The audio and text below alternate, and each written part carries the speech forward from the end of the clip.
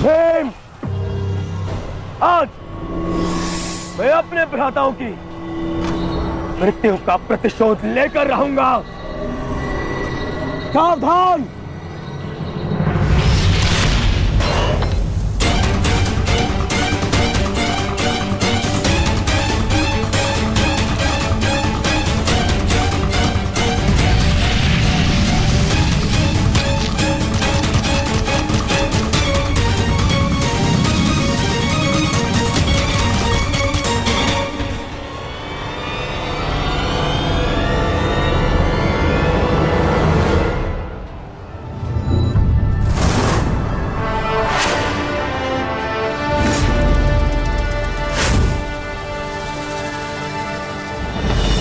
आपका प्रतिशोध पूर्ण हो न हो, परंतु मेरा प्रतिकार आज अवश्य पूर्ण होगा।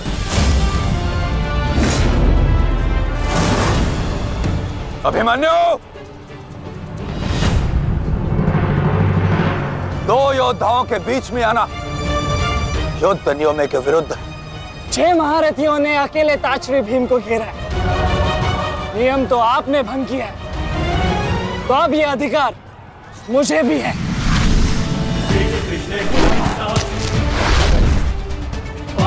अभिमन्यु! चक्रबंधास्त्र।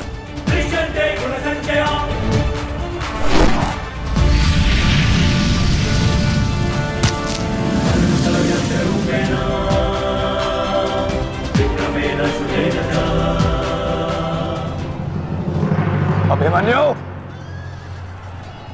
तुम भूल रहे हो, मैं तुम्हारे पिता के आचार्य का पुत्र हूं। चक्रबांध अस्त्र का तोड़ मैं जानता हूं। चक्र विपरीत अस्त्र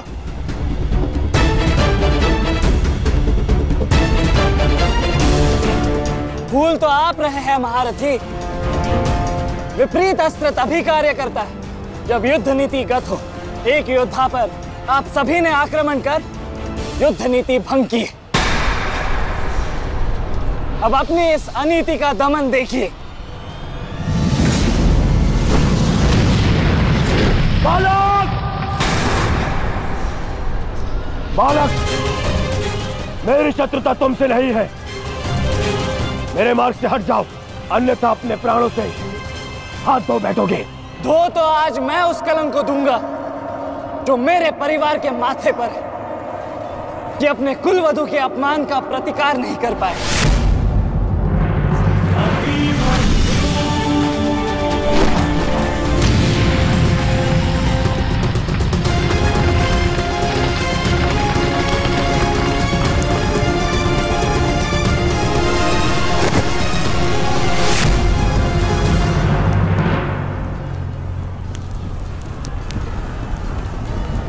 अनुभव करो इस ज्वाला को युवराज दुर्योधन। ये वही ज्वाला है जो इतनी वर्षों से मेरी माता के हृदय में धधक रही है।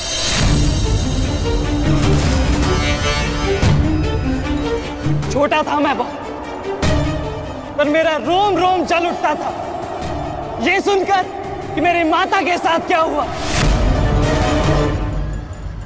सोचो, मेरे माता पिता और मेरे काकाओं पर क्या बीती होगी जब उन्होंने वह दृश्य देखा। मेरे माता पर क्या बीती होगी जब सहस्त्रों आंखें उनके वस्त्रहीन होते शरीर पर पड़ रही थी। आज मैं आपको उस अपमान का अनुभव कराऊंगा। आपकी पूरी सेना और महारथियों के समक्ष आपका वस्त्र हरण करूंगा और कोई कुछ नहीं कर पाएगा।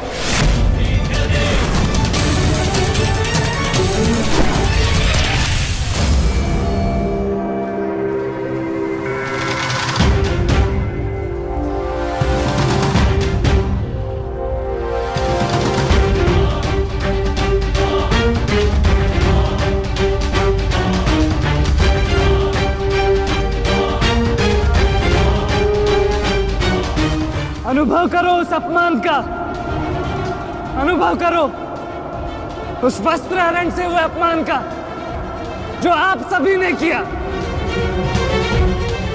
नदी जब सीमा तोड़ती है तो बाढ़ आती है। आज आपकी पाप की धारा की बाढ़ में आप स्वयं बह जाएंगे काकाश्री।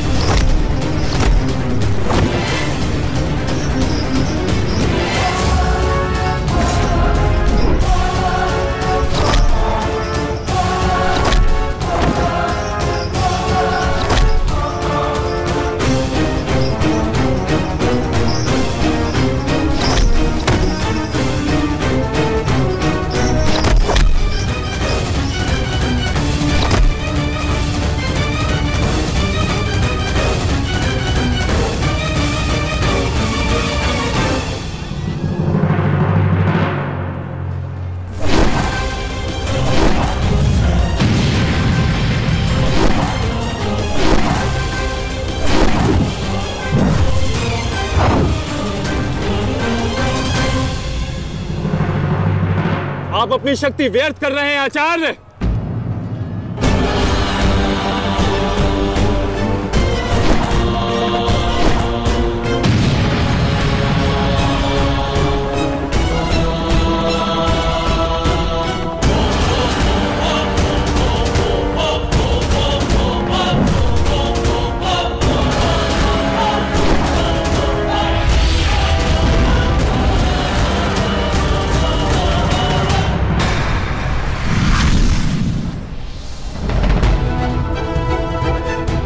दुर्योधन को मेरी सहायता की आवश्यकता है। चलो सत्यसेन।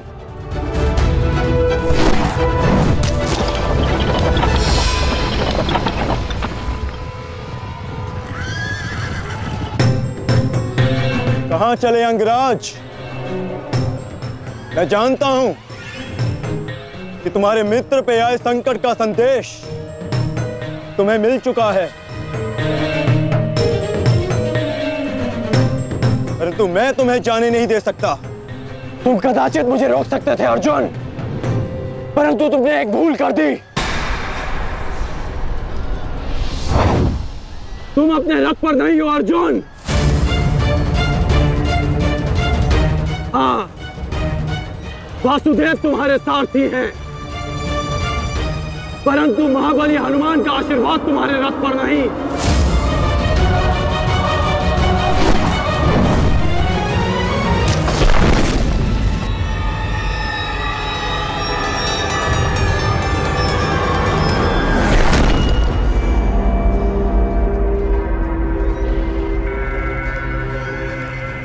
चलो। मैं अभी भी पराजित नहीं हुआ हूं कर्ण। तुम इस प्रकार द्रोण छोड़कर नहीं जा सकते।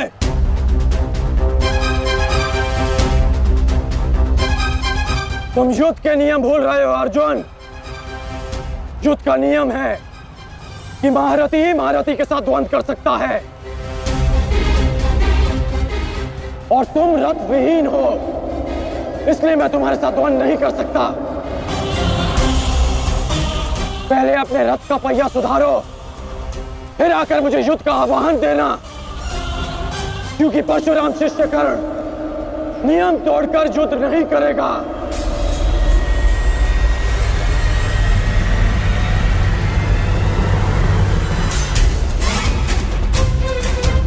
चलो सत्यसेन।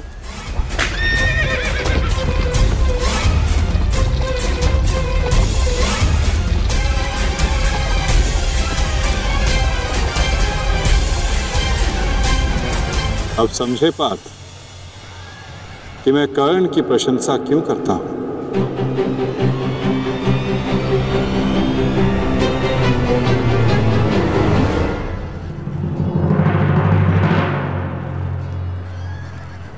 मानता हूं कि आपका वध करना काकाश्री की प्रतिज्ञा थी। उनकी प्रतिज्ञा को भंग करने का दंड मैं सह लूंगा, परंतु आज अपनी माता के अपमान का दंड मैं आपको अवश्य दूंगा।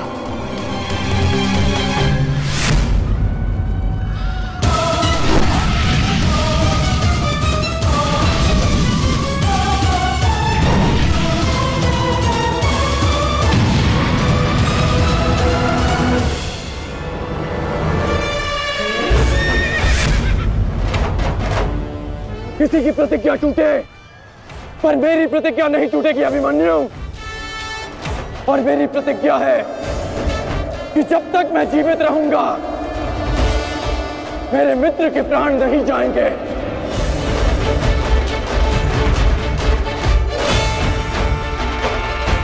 यदि जीवित रहना चाहते हो तो पीछे हट जाओ अभिमन्यु। आप भूल रहे हैं अंगराज कि मैं किसका पुत्र हूं। पीछे हटने के बारे में सोच भी नहीं सकता। तो प्रहार सहने के लिए तत्पर रहो।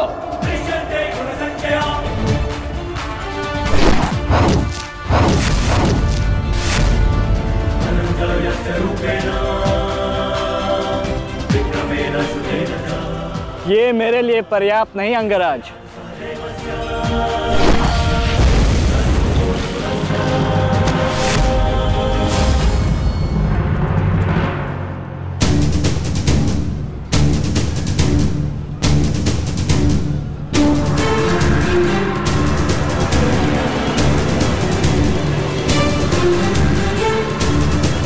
ना मेरे पास बाणों की कमी है और ना प्रहारों की।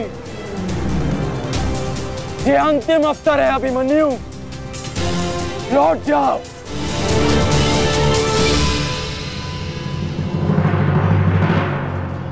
तो मेरे तुनीर में भी उत्तर प्रस्तुत है अंगराज।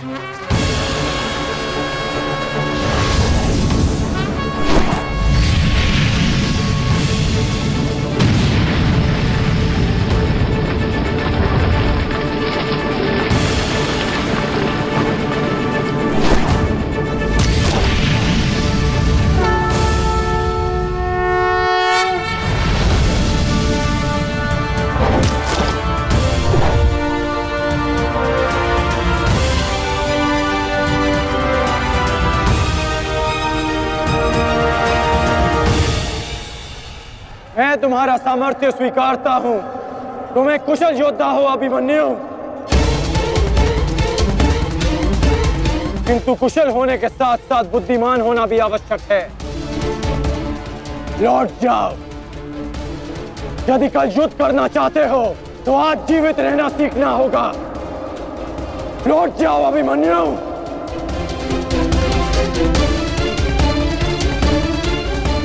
एक योद्धा के लिए आज या कल नहीं होता अंगराज। उसके लिए केवल वो ही पल होता है जिसमें वो मृत्यु के सामने खड़ा होता है। एक वीर योद्धा से सुना था मैं, हे मृत्यु, तैयार यदि तू आने को, प्रसन्न मुखा। द्वार खुला है, तेरा स्वागत, प्रसन्न मुखा।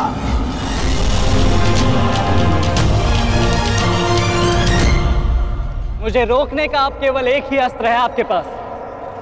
यह आपको मेरा वध करना होगा।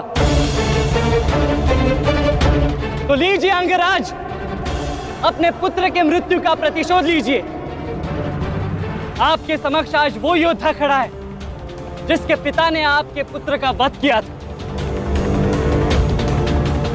प्रतिकार कीजिए अंगराज, रुके क्यों है? क्योंकि जो पीड़ा मैंने सही, मैं नहीं चाहता कि वो पीड़ा मेरा शत्रु भी सहे। कृष्णेन ने अपना विकल्प स्वयं चुना था। वो रणभूमि छोड़कर जा सकता था, परंतु उसने मृत्यु चुनी। गर्व है मुझे तुम जैसे युवा योद्धाओं पर, जो अपना कर्तव्य पूर्ण करने के लिए सदैव तत्पर रहते हैं। मैं जानता हूं कि तुम पीछे नहीं हटने वाले अभिमन्यु, परंतु मुझे भी अपना कर्तव्य पूर्ण करना है।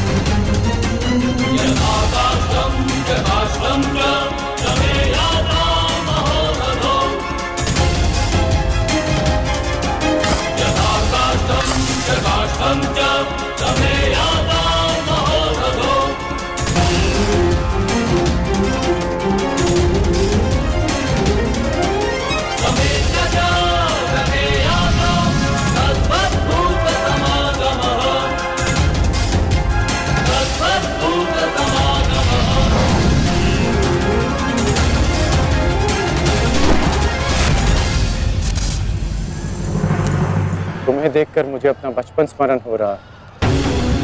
अभी तुम्हारा जीवन आरंभ हुआ है वत्स। इसे इस प्रकार व्यर्थ मत करो। मैं आशा करता हूं कि अगली बार जब हम दोनों मिले तो दो शत्रुओं के भांति नहीं, दो वीरों के भांति एक दूसरे के गले में। अभी तुम्हारा जीवन शेष है। जाओ वत्स।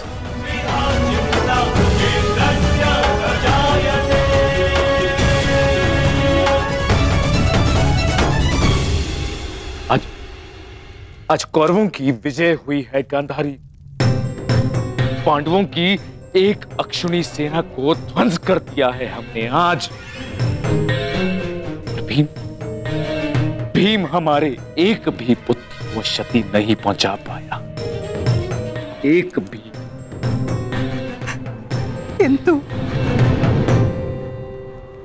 किंतु दुर्योधन का क्या महाराज?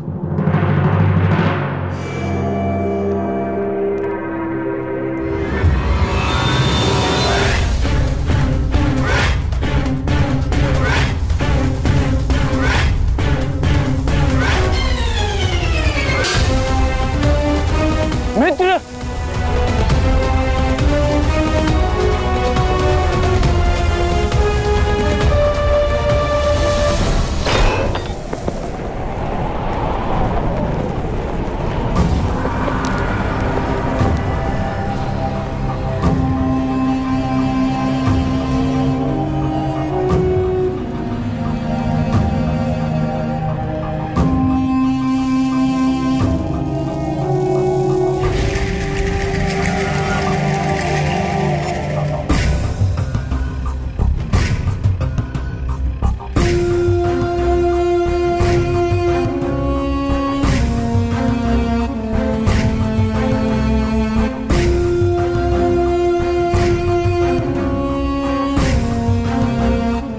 आज मैं आपको उस अपमान का अनुभव कराऊंगा। आपकी पूरी सेना और महारथियों के समक्ष आपका वस्त्रहरण करूंगा।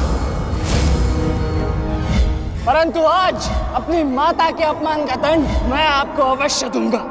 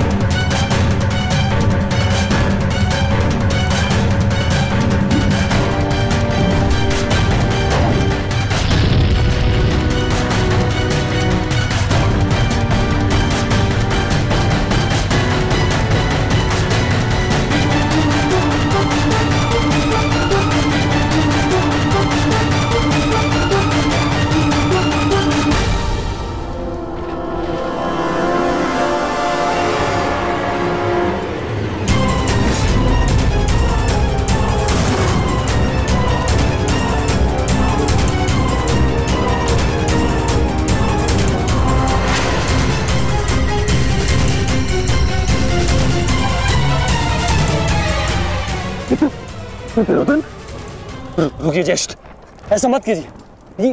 ये क्या कर रहे हैं आप? दुर्योधन, ये सब कुछ क्या है? आज के इस युद्ध में हमें विजय मिली है, फिर ये सब कुछ क्यों कर रहे हो तुम? ऐसी विजय जो अपमान की थाली में सजा कर मिले, ऐसी विजय से श्रेयस्कर है कि मृत्यु को पालूं।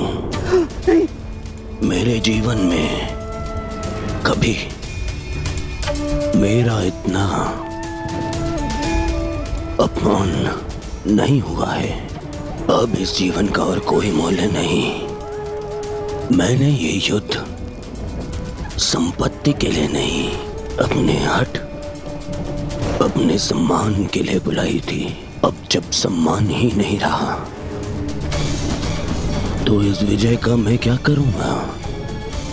मेरी सेना के सामने विश्व के महानतम योद्धाओं के रहते वो 16 वर्ष का बालक मेरे वस्त्र हरण कर गया और चेतावनी देकर गया है कि युद्ध में जब भी मिलेगा पुनः यही दोहराएगा। अब ये वस्त्र हरित दुर्योधन सम्राट बन भी गया, कैसे अपनी सेना से अपनी प्रजा से आंख मिला पाऊंगा मैं? इस लज्जा के साथ मैं अब जीवित नहीं रह सकता। नहीं दुर्योधन, देखो अपने क्रोध पर काबू पाओ। देखो विजय हमारे निकट है दुर्योधन, मानो मेरी बात। छोड़िए मुझे मामाश्री, छोड़िए मुझे, अन्यथा इस अग्नि में मैं अपने आप से पहले आपकी आहुति दे दूंगा। छोड़िए मुझे। नहीं। छोड़िए। छोड़िए मुझे।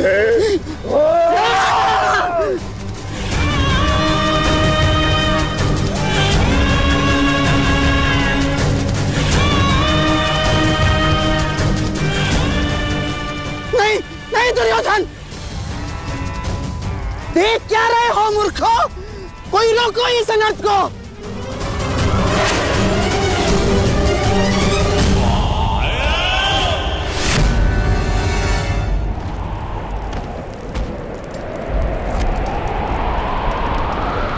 ठहर जाओ मित्र। नहीं, अब नहीं।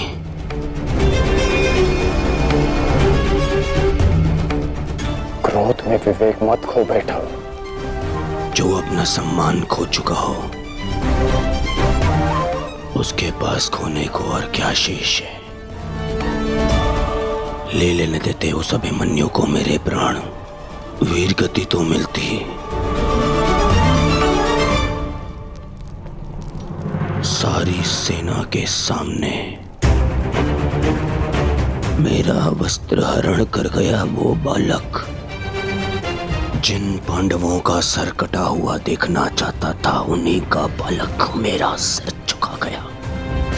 संसार के सारे योद्धा देखते रह गए और वो बालक मुझे अपने बाणों के चक्र में फंसा गया।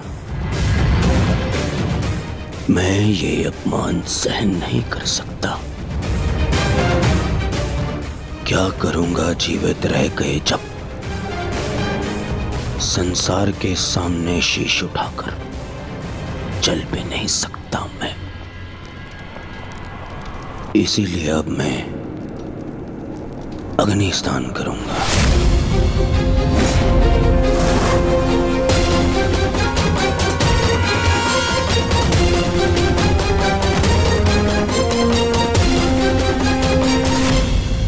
जो अग्नि यहाँ जल रही है उससे कहीं अधिक अग्नि तुम्हारे पिता के हृदय में जल रही है।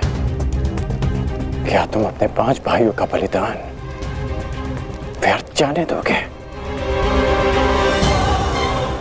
क्या अपने पिता को दिया वचन भुला दोगे तुम?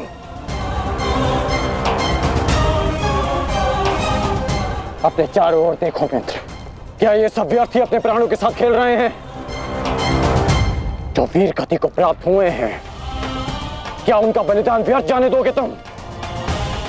तुम्हारे अनुज, तुम्हारे मामाश्री, तुम्हारे गुरुदेव, ये सब तुम्हारे सम्मान, तुम्हारे अधिकार के लिए लड़ रहे हैं और तुम अपने कर्तव्य से मुंह मोड़ना चाहते हो। पूछो अपने सैनिकों से कि आज जो युद्ध में हुआ कि क्या वो उससे लज्जित हैं या वो कल युद्ध में उसका प्रतिशोध लेंगे? बोलो सैनिकों। प्रतिशोध लेंगे, प्रतिशोध लेंगे, प्रतिशोध लेंगे।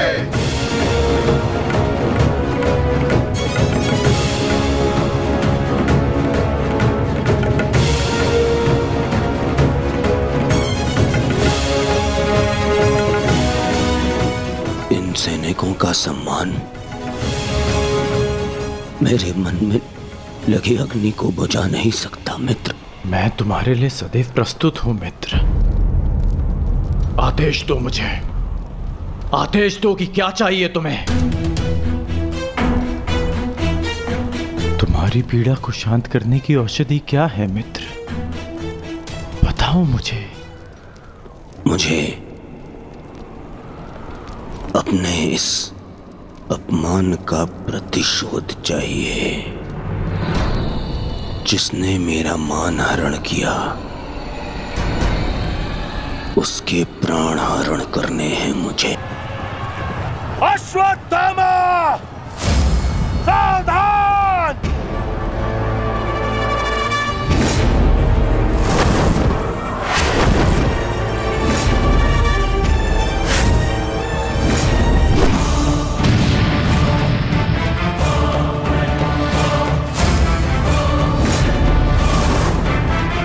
दूसरों की चिता के लिए सजाई गई लकड़ी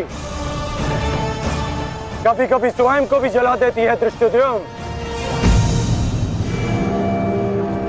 अर्जुन, अंगराज कर्ण अश्वत्थामा की रक्षा के लिए शमशान व्यू में आ चुका है। हमारी योजना संकट में है।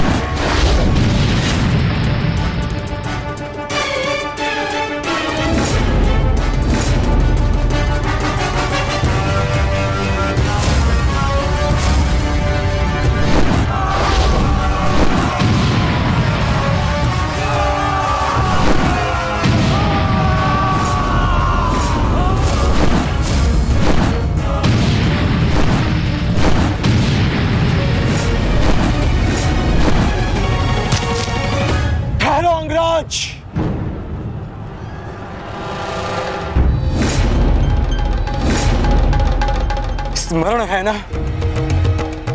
कि हमारा द्वंद्व का निर्णय आना अभी शेष है। मैं युद्ध का आह्वान देता हूं।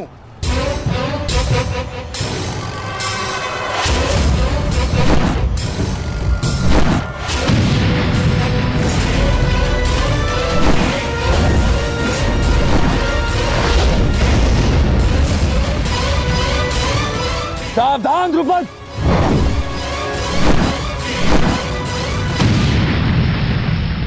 मेरा ही राज्य मुझसे ही छीनकर मुझे ही आधा राज्य भीख में दिया तुम्हारे पिता ने, और जिस आधे राज्य पर तुम शासन कर रहे हो वो मुझे स्वीकार नहीं है। इस अपमान का प्रतिशोध आज अवश्य लेकर रहूंगा। जो अपनी पुत्री का अपमान होने से न रोक सके वो अपने राज्य और अपने सम्मान की रक्षा क्या करेगा?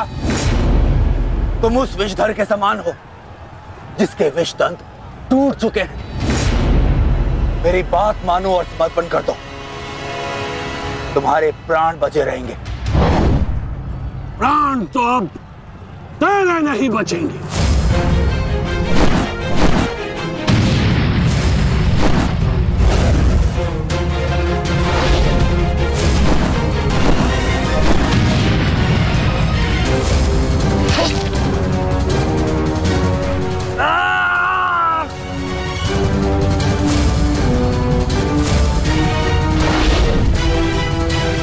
द्रुपद,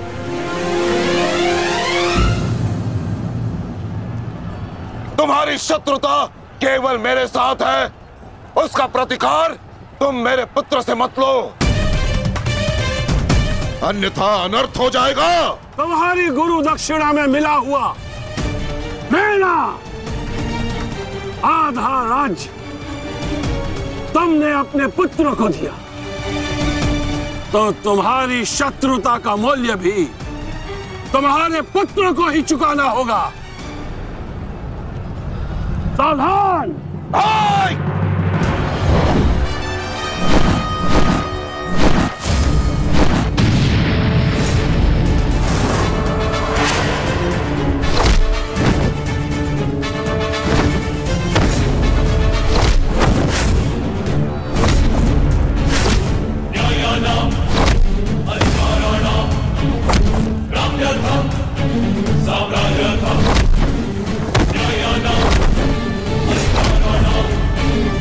दुर्योधन, भीम ने तुम्हारे और 5 अनुजों का वध कर दिया है और अभी उसकी रक्त पिपासा बुझी नहीं है दुर्योधन। और उस दिशा में देखो, द्रोण द्रुपद नरेश के साथ द्वंद्व में व्यस्त है। अब केवल तुम ही उस भीम को रोक सकते हो दुर्योधन, शीघ्रता करो। तो क्या द्वंद्व बीच में छोड़कर जाओगे दुर्योधन? उसके लिए उनका अनुज पर्याप्त है। युधिष्ठिर, आप जाइए, इनके द्वंद्व की कामना मैं पूर्ण करता हूं।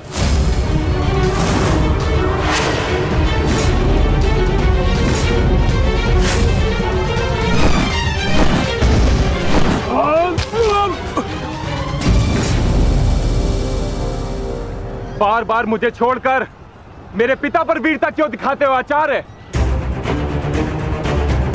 मुझसे द्वंद्व करो, मेरे जीवन का एक ही उद्देश्य है और वो है मेरे हाथों आपका वध।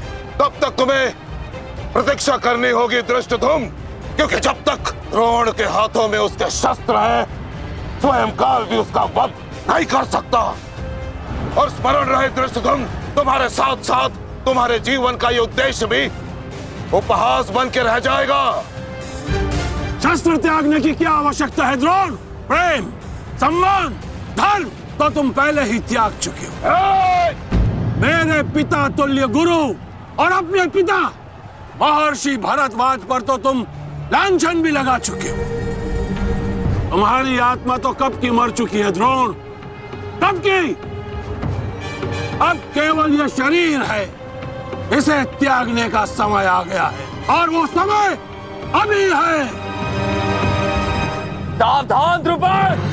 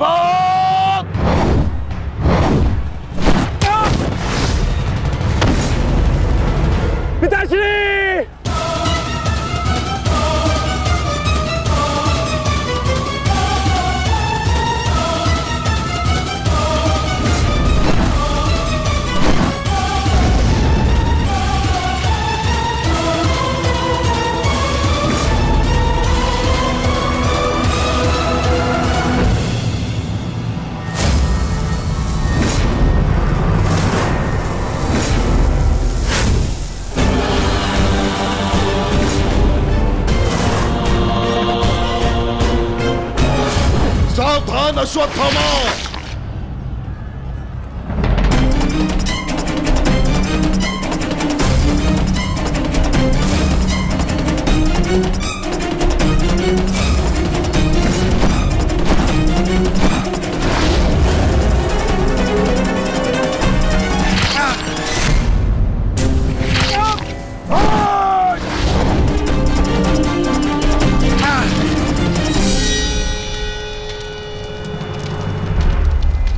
पिताश्री!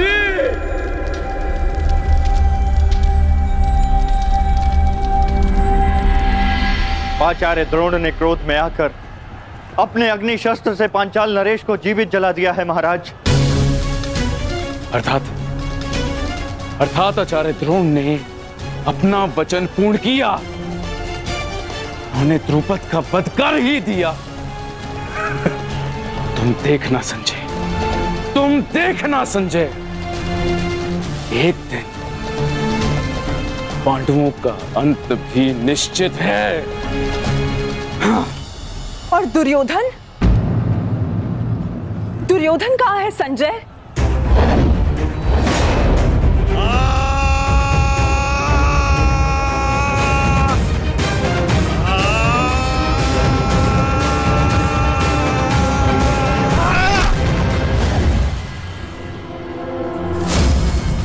तुम्हें ज्ञात भी है, अब तक तुम्हारे 55 अनुजों का रक्त मैं अपनी गदा को पिला चुका हूं।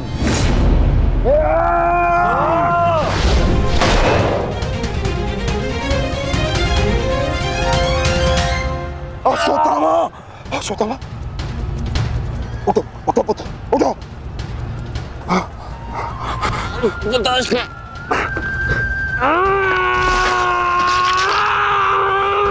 पुत्र, पुत्र, पुत्र, तुम बहुत अधिक चोटिल हो गए हो।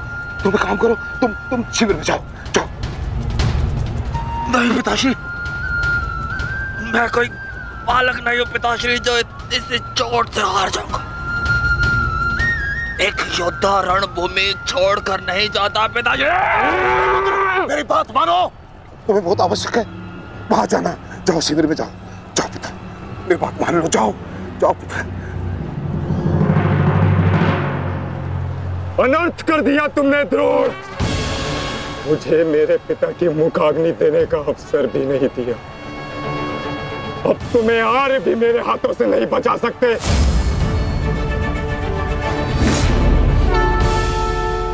सावधान! मैं जानता हूं तुम एक वीर योद्धा हो, पर तुम बहुत अधिक चोटिल हो गए पुत्र। तुम इस अवस्था में युद्ध नहीं कर सकते।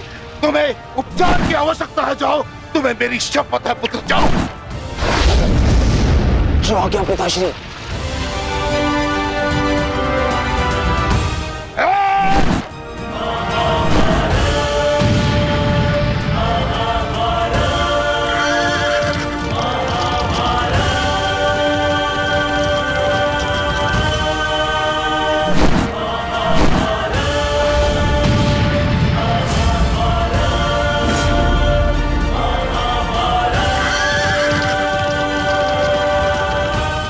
अश्वत्थामा जा रहा है पार्थ। भीम और युधिष्ठिर को संकेत भेजो।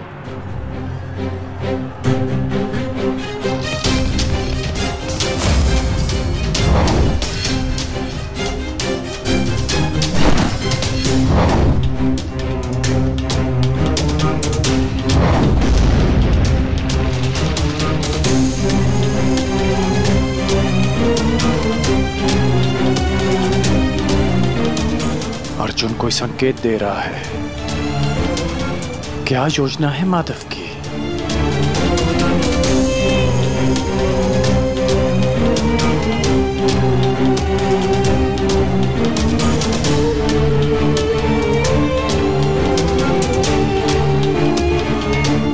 जाना तो नहीं चाहता, परंतु माधव का संकेत है, मुझे जाना होगा। प्रतीत होता है तुम्हारे जीवन के कुछ प्रहर अभी शेष है।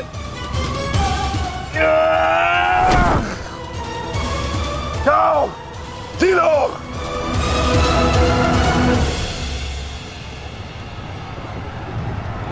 सारथी, आगे बढ़ो।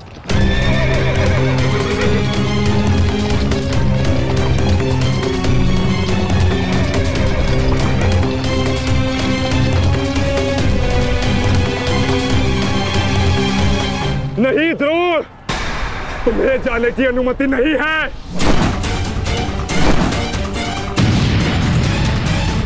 कर्ण, अश्वत्थामा की सहायता करो। वो बहुत अधिक जख्मी है और भीम उसके पीछे है। जाओ।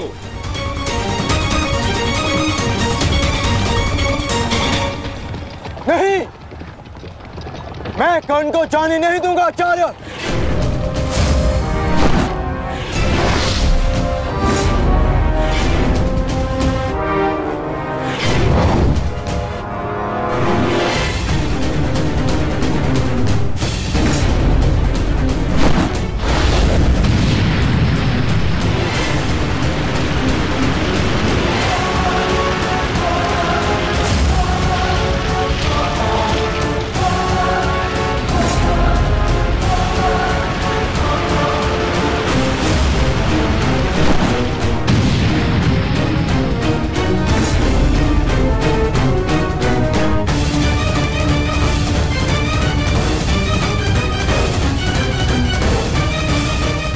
स्मरण रहे पार्थ, यदि कर्ण अश्वत्थामा की सहायता के लिए वहां पहुंच गया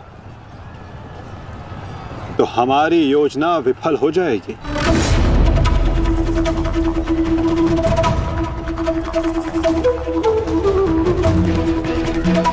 तुम्हें कर्ण को वहां तक पहुंचने से रोकना होगा पार्थ।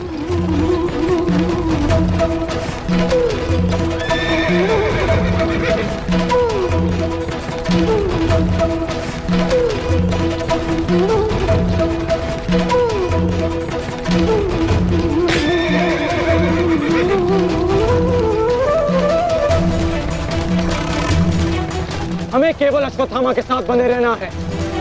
उसे किसी भी परिस्थिति में अकेला नहीं छोड़ना है। सत्यसेन, शीघ्रता करो।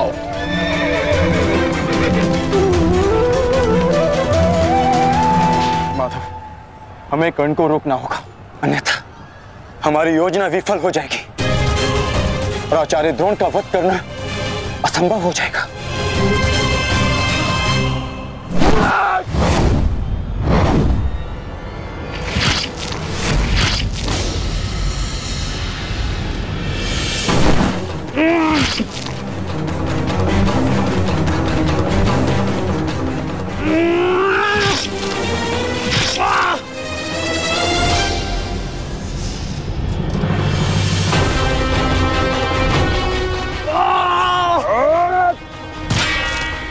अभी भी समय है, लौटो।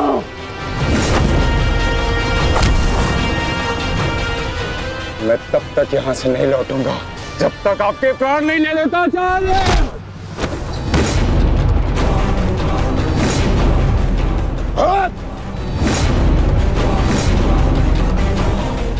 कहा था मैंने कि मैं पिता और पुत्र का वध एक दिन में नहीं करना चाहता, परंतु तुमने मुझे विवश कर दिया।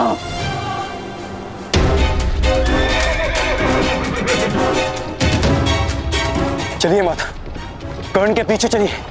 नहीं पार्थ, इस समय दृश्यद्युम्न को हमारी सहायता की आवश्यकता है और यहां से जाना हमारी योजना का भाग नहीं है। तुम आचार्य द्रोण के साथ युद्ध करो।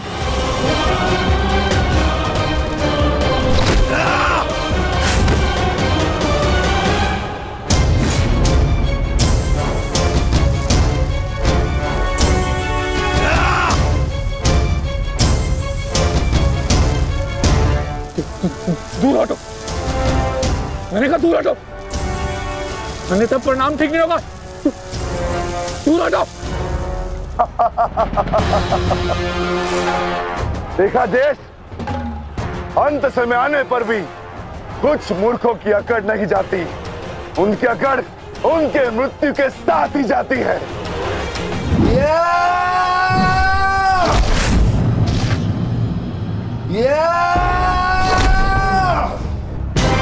अश्वत्थामा! अब तुम्हारा अंत आ गया अश्वत्थामा। अश्वत्थामा!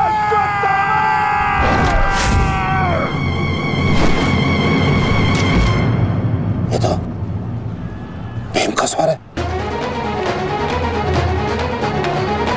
कोई ऐसा तो नहीं कि भीम अश्वत्थामा के साथ द्वंद कर रहा हो। मुझे शीघ्र अतिशीघ्र वहां पहुंचना होगा। भीम की गर्जना का आशय आप भी समझते हैं आचार्य कि ये द्वंद समाप्त हो गया है। और इस द्वंद्व के समाप्त होने से प्रतीत होता है कि अश्वत्थामा का वध हो चुका है आचार्य।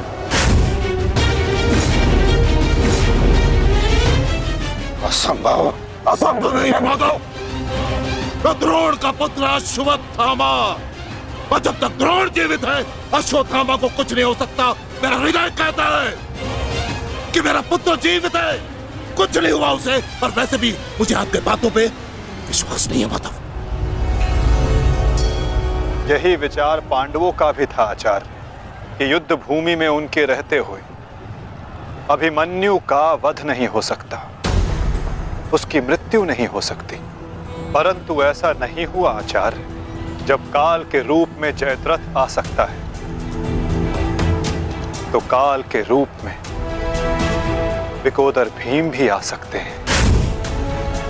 काल की गति को कोई नहीं रोक सकता आचार्य।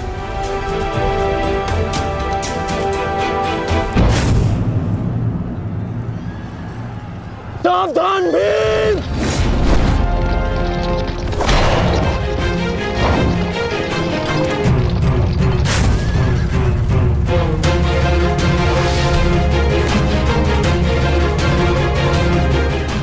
अश्वत्थामा, अश्वत्थामा, तुम ठीक हो?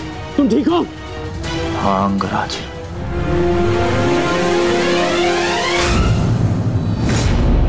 ये तो भीम पुत्र सुत्सोम है। भीम कहाँ है? वो वही है जहां उन्हें होना चाहिए। आचार्य, आज कर्ण नामक कवच भी अश्वत्थामा की रक्षा नहीं कर पाया।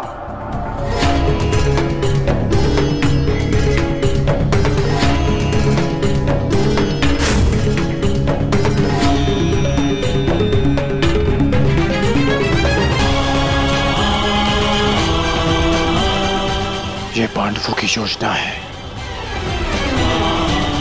मुझे आचार्य द्रोण से दूर रखने के लिए। अंगराज, आप कहना क्या चाहते हैं? क्या कहना चाहते हैं अंगराज? आज पांडवों का लक्ष्य तुम नहीं, आचार्य द्रोण है। सत्य है ये, मेरा पुत्र अभी तक जीवित है, कुछ नहीं हुआ उसे। सत्य कहो, सत्य कहो भीम।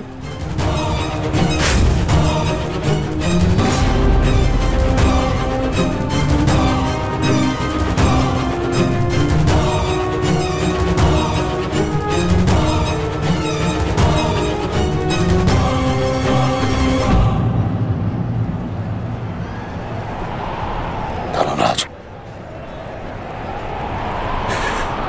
मैं तुमसे सुनना चाहता हूं, ये सत्य क्या है? कह दो कि मेरा पुत्र जीवित है। तुम्हारा उपयोग केवल मेरा ध्यान भटकाने के लिए था। मुझे इस बात का आभास क्यों नहीं हुआ? आचार्य द्रोण के प्राण संकट में है। चलो अश्वत्थामा, चलो।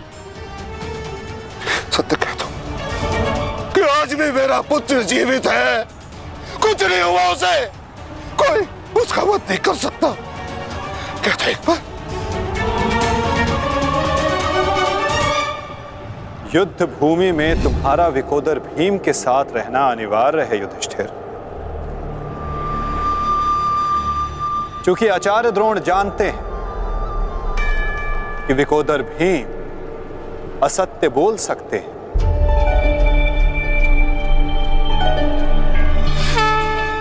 किंतु धर्मराज युधिष्ठिर नहीं। और वो ये सुनिश्चित करने के लिए तुमसे ये प्रश्न अवश्य करेंगे धर्मराज।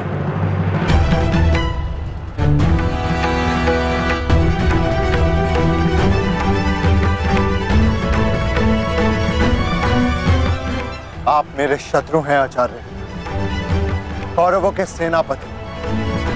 ये आवश्यक नहीं कि मैं आपके हर प्रश्न का उत्तर दूं।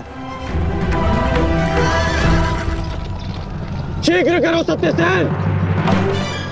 प्रश्न का उत्तर तुम्हें देना होगा धर्मराज। भले मैं कौरवों का सेनापति हूं, परंतु ये मत बोलो कि मैं तुम्हारा गुरु भी हूं। इसलिए सत्य तुम्हें कहना होगा, बताना होगा मुझे। मेरा पुत्र जीवित है और यही सत्य है, मुझे पता है। बता दीजिए आचार्य द्रोण को सत्य क्या है? अधर्म को उसके घर में पराजित करने के लिए अधर्म की चौखट पार करनी ही पड़ती है युधिष्ठिर। ये सत्य है आचार्य द्रोण कि भीम ने अश्वत्थामा का वध कर दिया।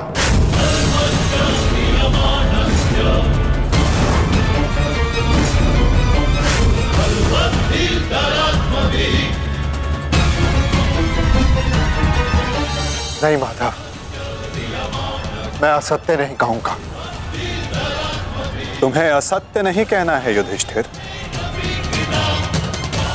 विकोदर भीम अश्वत्थामा नामक हाथी का वध करेंगे।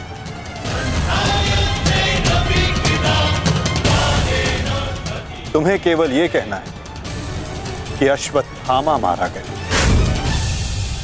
इससे ना तुम्हारा धर्म टूटेगा और हमारी योजना भी सफल हो जाएगी।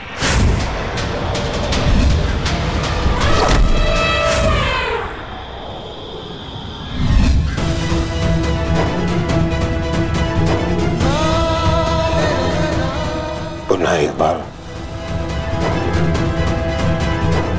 कह दो धर्मराज कि ये सत्य है।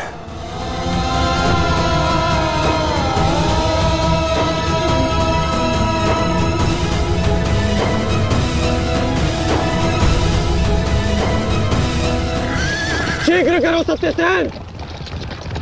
आपने बिल्कुल सही सुना आचार्य द्रोण।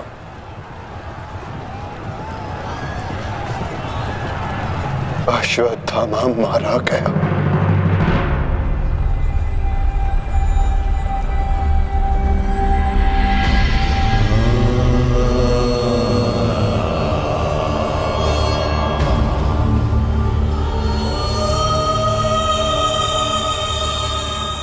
परंतु वो एक मनुष्य नहीं, एक हाथी था।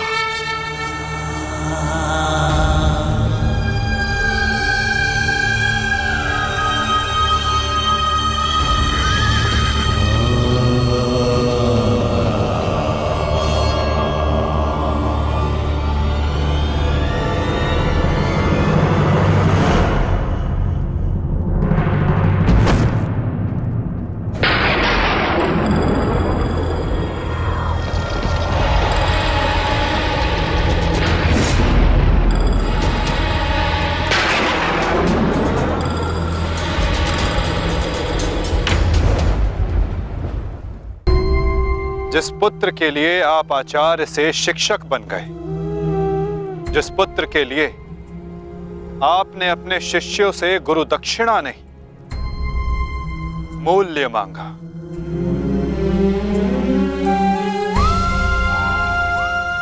और उसी पुत्र के कारण आप एक एक करके अधर्म की सीढ़ियां चढ़ते चले गए आचार्य। मनुष्य प्रेम में उत्थान करता है, परंतु मोह में केवल उसका पतन होता है आचार्य। आप जिसे पुत्र प्रेम समझते रहे वो पुत्र प्रेम नहीं, पुत्र मोह था आचार्य, और वही आपके पतन का कारण भी।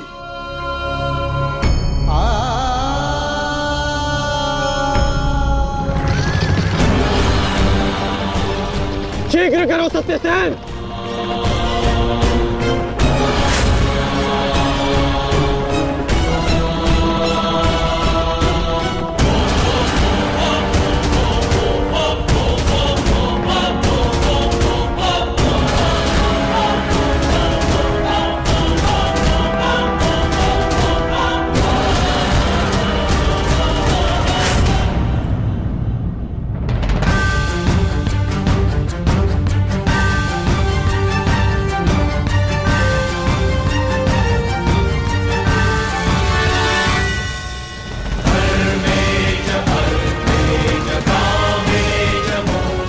मेरा पुत्र